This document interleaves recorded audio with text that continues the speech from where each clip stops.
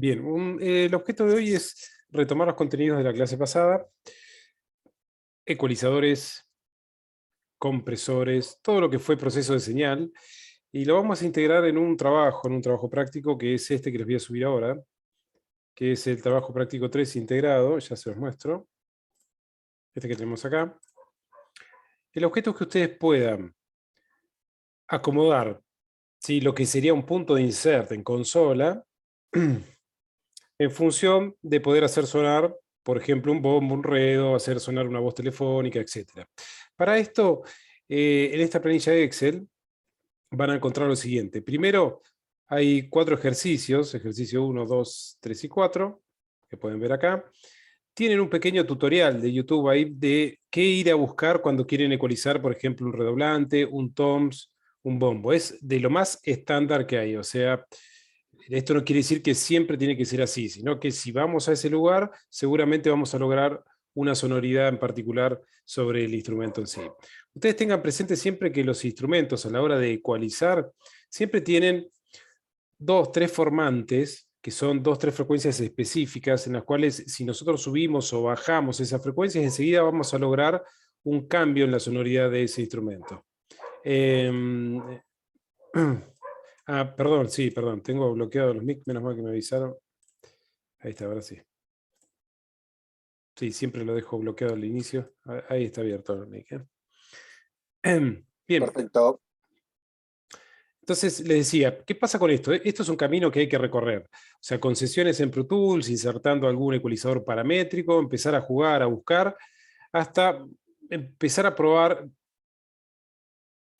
texturas o sonoridades en distintos instrumentos. Pero, como para cortar un poco el camino, van a encontrar acá algunos links de acceso a algunos tutoriales.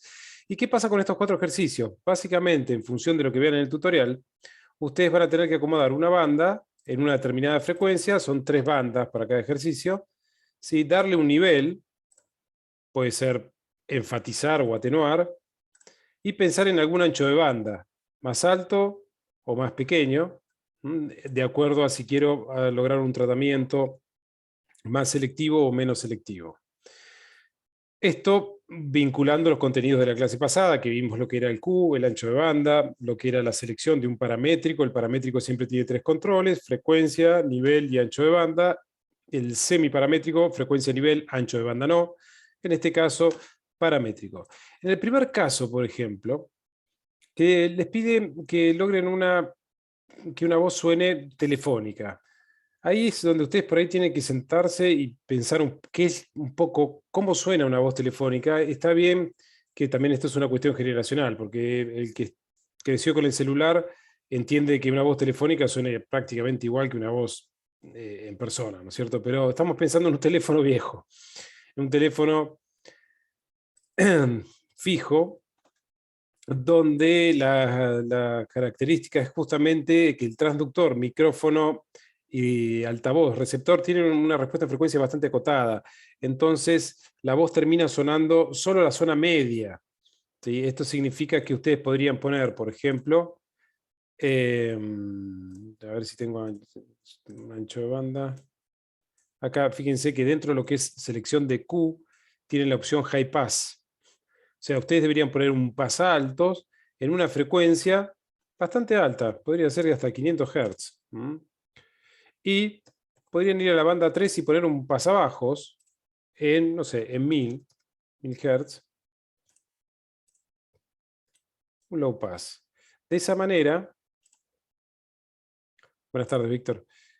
De esa manera van a lograr con un pasaltos y un pasabajos algo parecido a lo que se ve en esta figura. Y van a dejar pasar solo a la zona media. Si tienen una sesión de Pro Tools de prueba, pueden verificarlo, incluso pueden achicar más esta banda que van a dejar pasar, y van a notar que la voz suena como mediosa, como telefónica, con poca calidad. A eso se refiere. De la misma manera, buscarán para un bombo. No quiere decir que tienen que hacer esta curva que está acá, ¿sí? Esto es más bien ilustrativo, nada más, ¿sí? Pero bueno, eso en un principio. Y luego, a pie de página, que es la parte que realmente me interesa, tenemos una suerte de consola, 4 canales, bastante modestos, bombo, redoblante, plato y voz. Nada. La idea de este trabajo es que ustedes puedan determinar en el punto de insert cuál sería el orden de proceso y cómo procesar la señal. Por ejemplo, en función de lo que hemos visto clases anteriores, lo primero que deberíamos hacer si queremos utilizar todos los procesos posibles, o por lo menos los 3 que necesitamos, lo primero que vamos a conectar o insertar, ¿qué sería? ¿Un compresor, una compuerta, un EQ? Una compuerta. Compuerta, perfecto. Entonces ponen compuerta, después podrían poner, yo particularmente pongo el compresor, y después un EQ. Bien, ese sería el orden de proceso, en este caso, para este bombo. Una vez que lo tienen definido, pueden tocar el canal de bombo y los va a llevar al detalle de ese canal, que es este que está acá. Y acá les muestra un poco un pequeño desafío. Mirá, este bombo, las señales que llegan al canal de bombo, son las que se ven acá. Entonces, en función de estas señales, si ustedes decidieron colocar una compuerta, deberían fijar el umbral de manera tal que desaparezca la señal no deseada, que es la que está en rojo. Ya lo han hecho esto. Una vez que ustedes definen la compuerta, tendrán que ajustar el compresor. ¿Cómo ajustarlo? Bueno, tenemos un montón de posibilidades para achicar esto y que realmente yo lo pueda evaluar en función de lo que hemos trabajado. Yo ahí les pongo que module entre 0 y -2.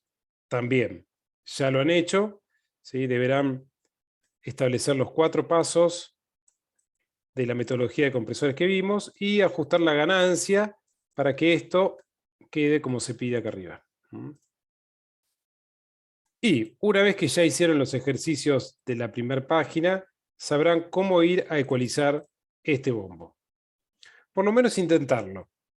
Fijar cuáles serían los formantes. Les anticipo un poco, un bombo, cuando ustedes realzan esa pegada con profundidad del grave, que puede estar en 50, 60 Hz, dependiendo del bombo, ustedes pueden enfatizar un poquito ahí abajo. Después pueden atenuar la parte acartonada entre 250, 300 o 400 Hz, que es la parte que suena como a caja de cartón. Y después si realzan un 6000 Hz, van a tener el brillo, la pegada del brillo del parche, y van a tener un bombo como moderno, que no quiere decir que sea el correcto, pero es un sonido en particular. De lo contrario, ustedes se van a dar cuenta que haciendo eso y teniendo la oportunidad de escucharlo en Pro Tools, si quieren probarlo, si hacen lo inverso, van a tener prácticamente un bombo más bien 70, 60, 70, donde este bombo suena con más medios prácticamente y con poca profundidad de pegada de grave y poca definición arriba en el agudo, ¿no es cierto? Sobre todo en las máquinas open reel de analógicas que se usaban en aquella época, el agudo era un tema pendiente. Para lograr tener una mejor respuesta en el agudo arriba, la velocidad de cinta tenía que ser mayor y el gap, que es la apertura del cabezal, tenía que ser más chiquitito. Por lo cual era muy difícil conseguirlo con una grabadora, no sé, una Tascam de 8 pistas, una grabadora de las que podíamos contar en nuestro estudio. Bien, esta selección de orden de proceso lo van a ver acá arriba, una vez que ustedes lo definan en la primera página, y a partir de acá ya pueden volver a la vista de consola, tocando ahí, lo lleva al mismo lugar, para que puedan seguir con el trabajo en el redoblante, plato y voz. Sobre todo de esta manera me voy a dar cuenta si quedó claro el concepto de, por ejemplo, a un plato no hay que ponerle una compuerta porque tiene un release largo.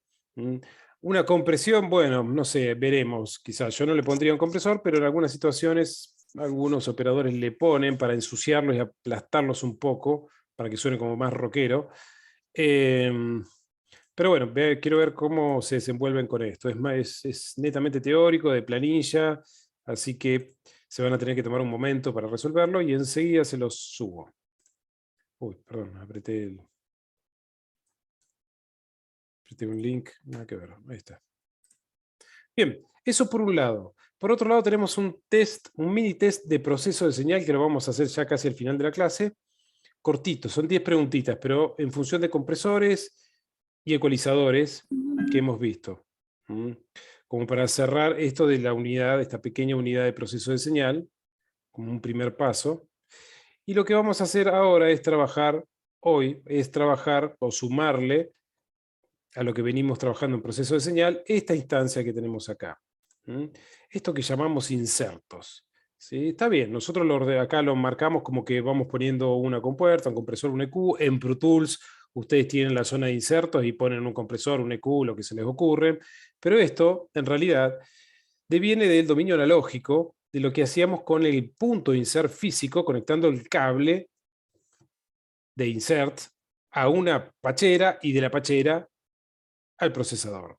Algunos de ustedes, los que han participado en las clases prácticas, han trabajado con pacheras, incluso han trabajado con compresor, cadena lateral, seguidor de envolvente, etc. Pero lo vamos a trabajar en clase ahora. Para esto me voy a apoyar con estas imágenes. ¿Cómo estamos? Bien. Facundo, Franco, Gonzalo, Sebastián, Sergio, Víctor. Sí. Y Gonzalo. Entonces, no sé si vieron alguna vez una pachera. ¿Sí? No. Bien, hay por ahí conceptos un poco encontrados. Muchos le llaman pachera a la wallbox, esta caja de pared, o a la stagebox, la que tiramos en el escenario para conectar.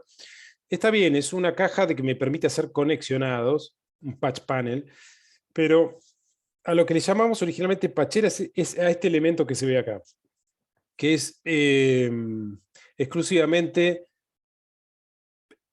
trabajo del estudio. ¿Sí? Una pachera se monta en el estudio y queda presentada de manera tal que cuando queremos hacer una conexión de insertos físicos reales a un procesador externo, lo hacemos a través de pequeños cables desde un panel frontal, que es este que están viendo acá.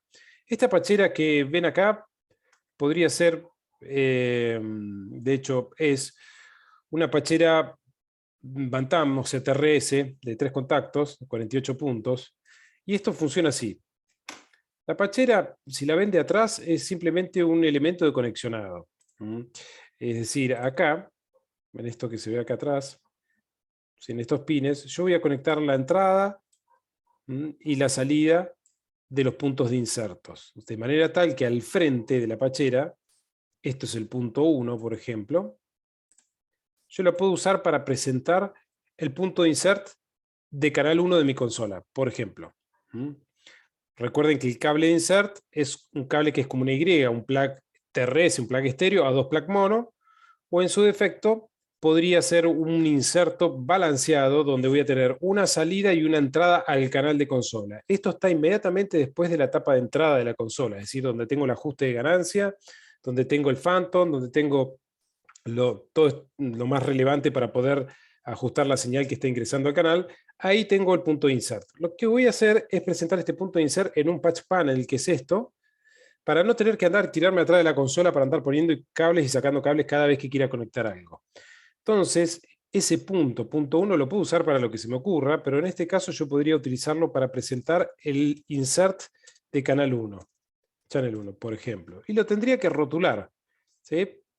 Rotular significa escribir acá que esto es punto de insert canal 1 y punto. El resto, acá puedo poner canal 2, canal 3, canal 4, lo que se me ocurra. A partir de acá en adelante podría presentar, por ejemplo, las entradas y salidas en el punto 25, entrada y salida de un procesador de efectos, que yo, una reverb, un compresor, lo que se me ocurra.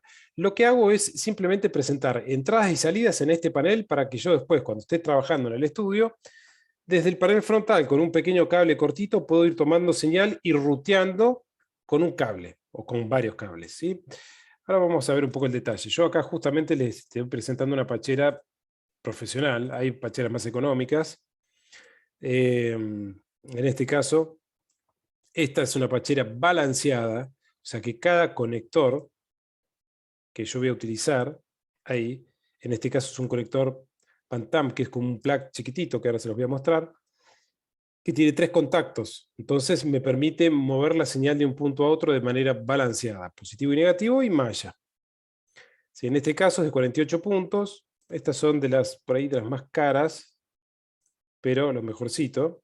Y esto conectado se va a ver una cosa así. Cuando empezamos a soldar, vamos a encontrar atrás un brazo donde precintamos los cables para que no tengan no tengan un juego que termine saltando el punto de soldadura. Pero básicamente es esto. Fíjense la cantidad, espera que voy a cambiar esto, la cantidad de cablecitos que se encuentran soldados presentando entradas y salidas al frente. En este caso, todo esto confluye a conectores DB25, que es un conector simplificado. En vez de tener, podría tener plug TRS en la punta, ¿sí? O plug TS quizás.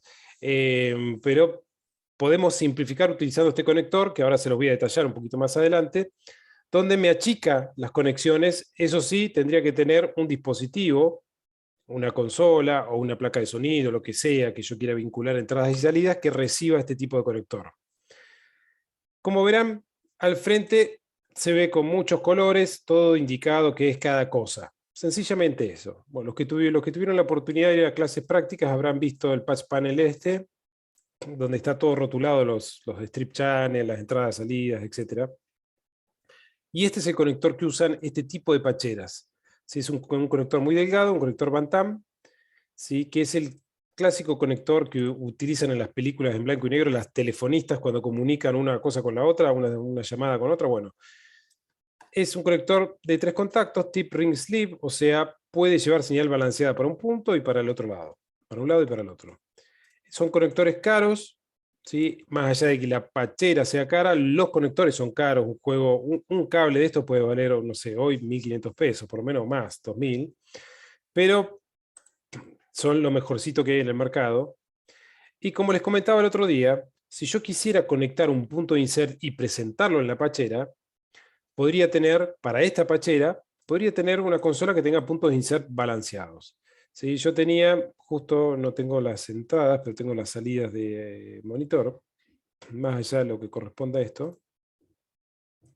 Tengo una salida auxiliar. Fíjense que esta salida auxiliar tiene un punto de insert, pero está diferenciado. ¿Sí? Lo que es salida, send, envío, yo lo conectaría en un punto de la pachera, en el de arriba siempre, y lo que es la vuelta, acá abajo. O sea, la única forma de poder lograr un punto de insert balanceado es que ese punto de insert tiene que tener 2 conectores, uno para entrar y uno para salir, y cada conector va a ser de 3 contactos, ¿sí? Para que sea balanceado. Pero bueno, podría conectar una entrada y una salida de una placa de sonido, que es balanceada también. Podría conectar entrada y salida de un strip channel, de un compresor, de un EQ, que son balanceadas también. En el caso de una consola más simple, que les comentaba la semana pasada, podríamos tener, como se ve acá, punto, qué sé yo, canal 1. Supongamos que yo voy a conectar un micrófono acá. Acá tenemos el punto de insert como tradicionalmente se presenta, con un único conector TRS, donde yo retiro la señal y la vuelvo al canal en ese mismo punto.